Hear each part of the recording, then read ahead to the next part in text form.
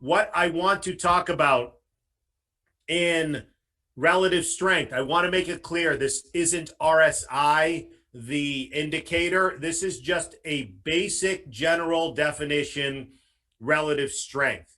And I define it as stocks showing strength relative to the market. So when we go into corrections, whether it's a few-day correction, a normal 8 to 12% correction, or deeper bear markets, when the market is going into corrections, I want to pay attention to the stocks that are holding up well, that are showing tremendous strength. It's just a basic definition. I respect that a lot of the viewers have different time frames. Some are day traders, short-term, medium, long-term. But the great thing is no matter what your time frame, I hopefully can show you some techniques to improve your probabilities of success, again, no matter what your time frame is. Now, I have this slide up here because a lot of us have real-time quotes. A lot of us have different software packages with red and green arrows, or we have on our phones or apps with during the day, you're paying attention to what's up and what's down. So I put this here as, think of relative strength as that one big green arrow that sticks out like a sore thumb. So when the market is down and when you have a lot of stocks that are red, I want to pay attention to the one, again, sticking out relative to the whole market and pay attention to that strength. Now, where this all started, like I said, I've been trading about 25 years, and where this all started was one of the first stocks I had success with was in Yahoo back in 97, 98. In the late 90s, I did very well with Yahoo. And being perfectly honest, I was new to trading, kind of in an amazing market, didn't really exactly know what I was doing. But when I went back and said, wow, I did very well on Yahoo, I wanted to go back and look at it and do a little post analysis and examine, what characteristics does this have? The stock went up over 3,500% in a short period of time. And I wanted to see what really made it stick out from that time, October of 98. I started trading it until late 90s when it just split several times and did very well. So what I have here in this slide is a chart, a daily chart of Yahoo at the top, overlaid with a daily chart of the Nasdaq Composite. I use the Nasdaq because it's my go-to index. You can use the S&P, but I prefer the Nasdaq because it's a leading index. It's where a lot of growth stocks come from. It's more of a risk-on index. You also get a larger sample size of stocks and volume, maybe 3,000 to 4,000 stocks versus 500 in the S&P or 30 in the Dow. So that's why I use the Nasdaq, because a lot of people ask me, why is the Nasdaq what you're comparing it to? More of the growth leading index. So on the top is a daily chart of Yahoo, and down below is the correction we had in 1998. For people who don't know, there was long-term capital, blew up, there was a Russian debt crisis, and there was a correction in the market. The first leg down was in August of 98, and you can see that first leg down that I drew.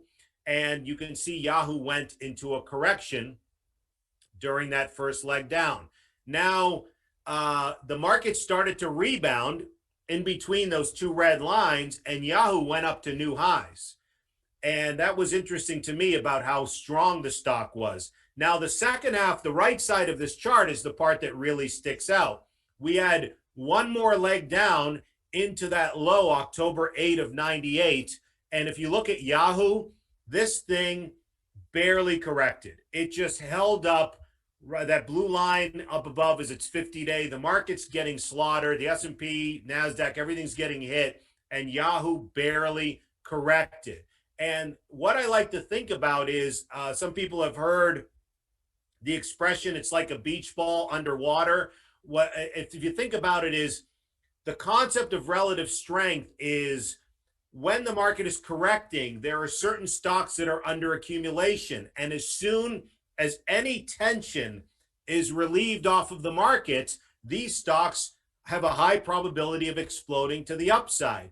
And To explain this concept further, keep in mind, it is the big institutions that control the market. They are buying hundreds of thousands, if not millions of shares of stocks. Your huge mutual funds, your Fidelity, T. Rowe Price, Vanguard, your huge pension funds, your huge hedge funds.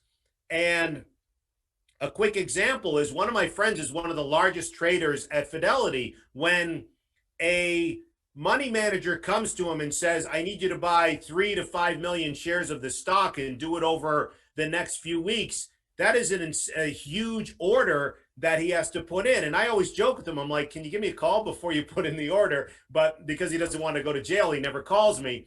I digress. My point is that he cannot only buy the stock on the up days. The manager says to him, I need you to buy 3 to 5 million shares over a few weeks. He also needs to buy them on the down days. So this is what sticks out, is when the market's really in a good correction, people like him they've done their fundamental work. They have a 3-5 year longer time frame.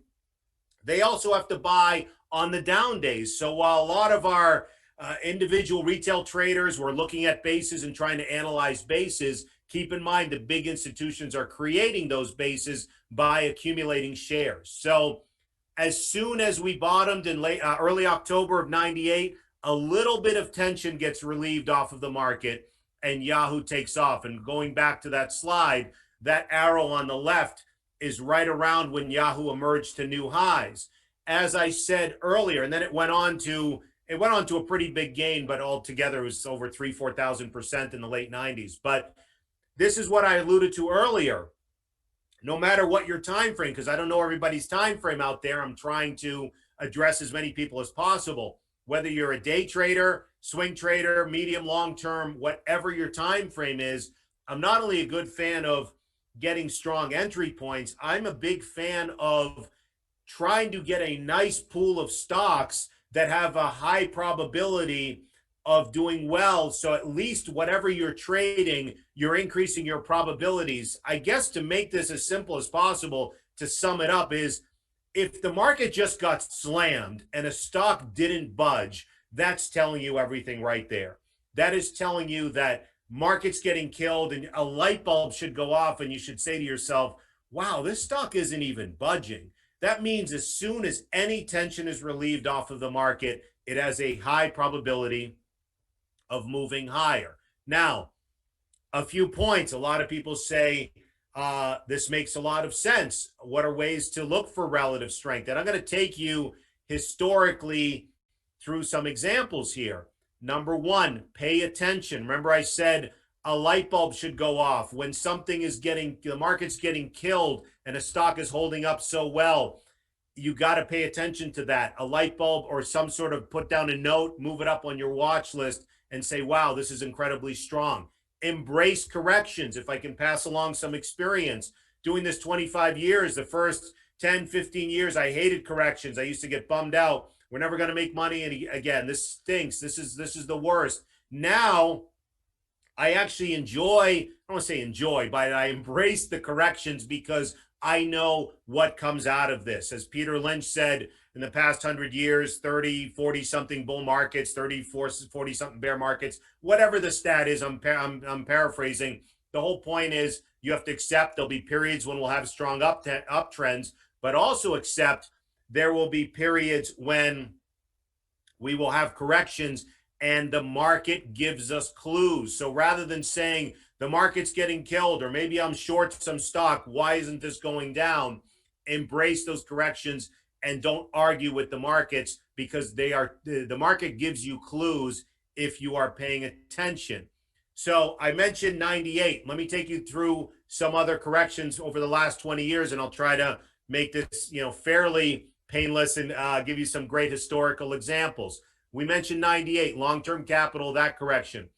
The bottom chart here for the people who hopped on late, I'm using the Nasdaq. It's a daily chart of the Nasdaq during the dot-com collapse in late March, early April of 2000. To put things in perspective, this is a daily chart. The market corrected 35% roughly in 17 trading days. Now when the market corrects 3% in a day or two, people jump out the window and say it's the end of the world. Imagine a 35% correction in 17 trading days. Now, above that was a stock that I'd never heard of at the time called Panera Bread.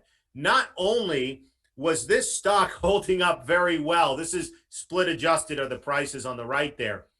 Not only was it holding up very well, it was making new highs while the market was getting obliterated. Yes, the S&P didn't correct as much, but I'm just talking about the dot-com collapse. I mean, forget holding up well. This stock was making new highs. Now, I asked a friend of mine, I'd never heard of Panera, and I said, have you ever heard of this stock, Panera Bread? And he said, yeah, I'm short this stock. And I said, why are you short this stock? The thing's on the new high list every day with the market getting killed. And he said, it was because of the Atkins diet that came out around that time. And he said the Atkins diet is no one's going to be eating bread anymore, because the Atkins diet is you can eat whatever you want. You just have to take bread out of it. And Panera Bread has the word bread in it. So there's no way this is going to work out. And I'm like, that's the dumbest theory I've ever heard. And he's like, no, I swear you can eat like 19 cheeseburgers. Just take the buns off. And I'm like, okay, that sounds healthy. And just as a side note, he had a heart attack towards the right side of that chart. No, I'm just kidding. I'm playing around. Anyways, he said he was short the stock. And I said, forget the fundamental stories. I said, why are you short something when the market's getting killed and it's on the new high list? Forget holding up well, it's on the new high list. And again, going to the next slide, this is split adjusted, whether you're a short-term trader, medium or long-term trader, whatever your time frame is, because it held up so well while the market got killed, you're increasing your probabilities if you just pay attention to a stock potentially going higher. And split adjusted, I think it went from 4 to 300. Split adjusted, it got bought out by a private equity firm at I don't know, like 350, 370, but you get the point. It was showing incredible strength. Now, fast forward, 9/11. This is a perfect example of what I'm showing you with the red arrows for people who hopped on late. When you have, what's the word? Your quotes, and there's a lot of red arrows and one green arrow. 9/11 happened on a Tuesday, and the market was closed the rest of the week. They closed the market for the rest of the week.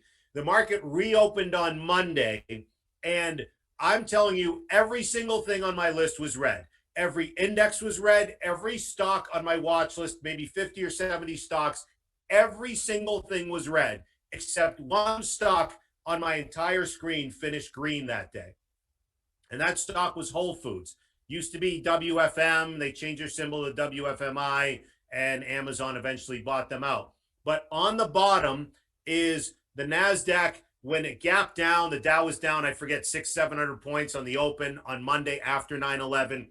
Every single thing gapped down. The market got incredibly, I mean, obviously it was a tragic event in our country's history. Everything got smoked that day, and what showed up green was Whole Foods. That was the only stock in a nasty down day that was green that day. And when you go back to that next slide, when you move forward to this next slide, this not only was it coming out of a technical base, but this is right around that fall of 2011. You can see Whole Foods started to emerge out of the base, and in 4 years was up close to 400%. Sorry to be so repetitive, but again, whether you're short-term, medium, or a long-term trader, by having this stock on your watch list, having a strong group of stocks on your watch list. I'm a growth manager. I like to trade strength. By having this on your list, you are increasing your probabilities of success. Why? Because I can't think of any other clue besides a day where every single thing is red on my screen except for one stock.